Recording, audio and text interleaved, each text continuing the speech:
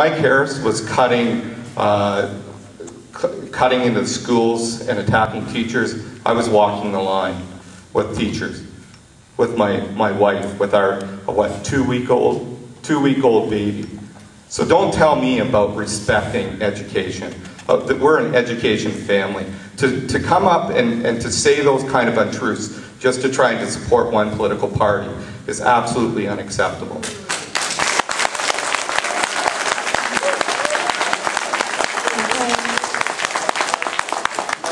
Our policy is very clear. Full-day kindergarten was first introduced by the NDP in the 90s.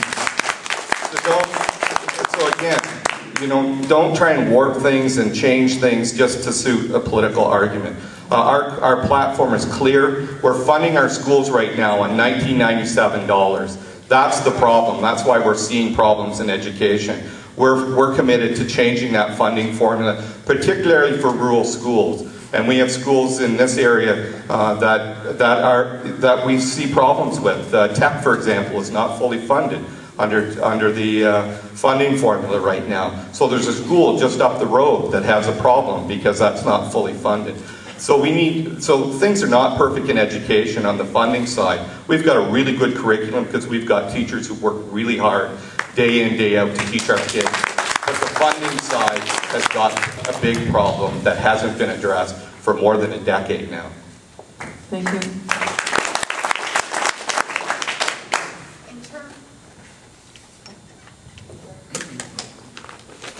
In terms of the PC stance on education, I want to share a little bit of background for myself as well. I have two family members that are high school teachers.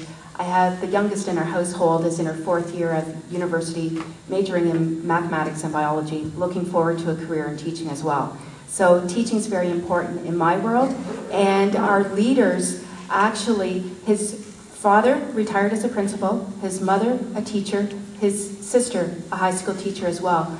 We actually have a leader of the PC party that gets it, and he understands that ball got rolling for full-day kindergarten, and it's needed. We can't turn that back, and we're going to fully implement it by 2014. That's a guarantee. We also are going to free up our teachers to teach in the classroom. If they don't want a BlackBerry or a cell phone ringing in their classroom disrupting the lessons, they have control of their classroom and they can tell their students to shut it off. We also are going to reinstate report cards, fall report cards.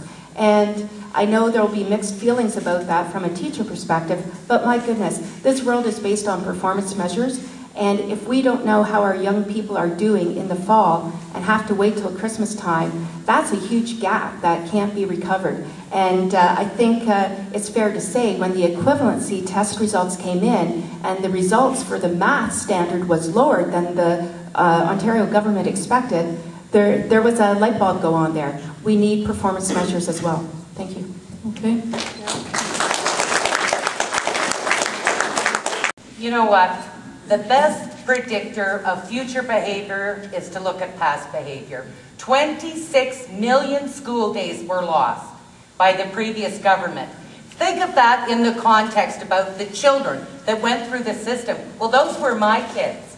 And I can tell you, they lost a wonderful opportunity during those years. And now we hear they're in favor of full-day kindergarten, the PCs. He called it, Tim Hudak called it a shiny bauble. So you tell me, how do you get to be calling it a shiny bauble 1 minute and then it's a good investment? It's a good investment because it's a good investment in our children. And our children are our future. We have made solid investments in education. We will continue to do so given the opportunity.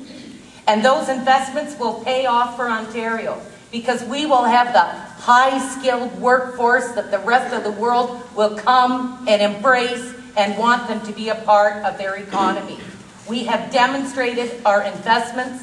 Our children are doing absolutely fabulously, top of the world, English speaking. And that's the hard work of our teachers.